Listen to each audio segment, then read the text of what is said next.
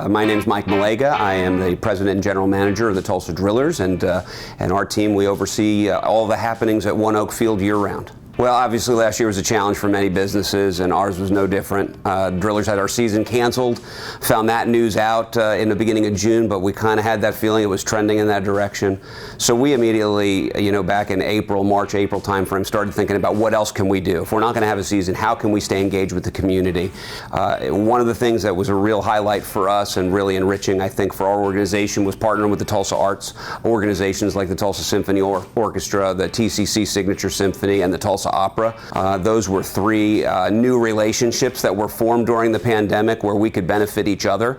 We were able to do two symphonies with the TSO, which were incredible, the first of which was in September, and that ended up being the first symphony performance in the country in front of a live audience since prior to the pandemic. So that gave TSO a little bit of an elevated national perspective and shined a real positive light on One Oak Field as well.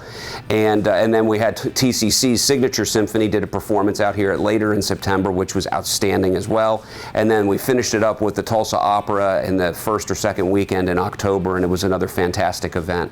Those are relationships that came together because of the pandemic, but are relationships that we are going to extend into the future. So we expect to see the TSO and the Opera and hopefully the Signature Symphony performing at One Oak Field for years to come, even when we get back to normal seasons. When we brought fans out to the stadium, it was a social distancing environment.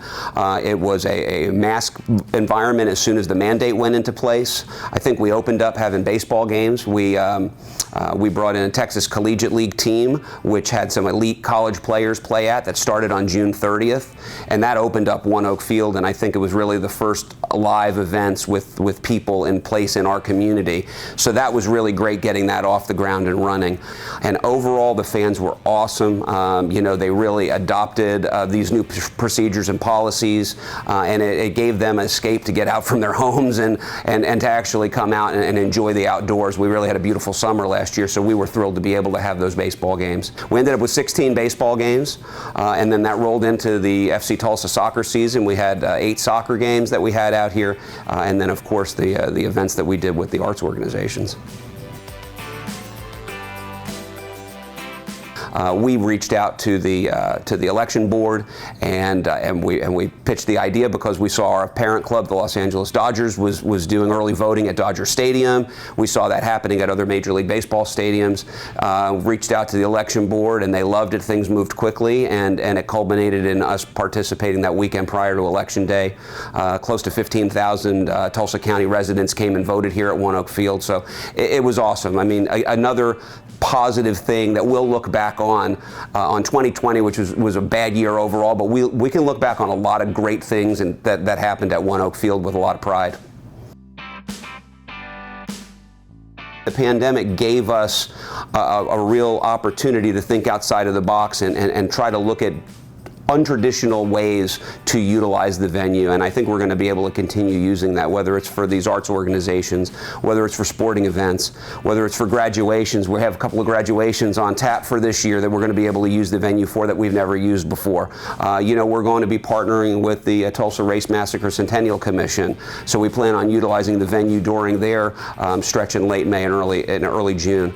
I think this endeavor of adjusting through these uncharted waters has allowed our whole entire organization, from the top to the bottom, to really focus on thinking outside of the box, being creative, finding partnerships that we may not have thought of before. Today, as we're filming this interview, I mean, we got really good news actually to report, and we were honored by our peers in the Texas League as the co-organizations of the year for 2020, and that's always a special award for our organization, because that's our peers, that's our other venue operators, that's our other baseball clubs in our league, and it was really based on the fact that we were able to, here with the city and the county and the state support, we were able to open safely and create new relationships and have events here at the ballpark in 2020, when a lot of stadiums were not able to do what we did. You know, the best news that we can report out here at One Oak Field is we're going to have a ton of events. We're going to partner with a lot of local organizations, and we're going to bring One Oak Field to life here this summer of 2021. May 4th is opening day for the Drillers, but there's going to be partnerships with the arts organizations, with the universities and schools in our region, with the soccer club in town, and with FC Tulsa. At the end of the day, it's going to be a fun summer in 2021 as we get out of this pandemic and look to get back to normal.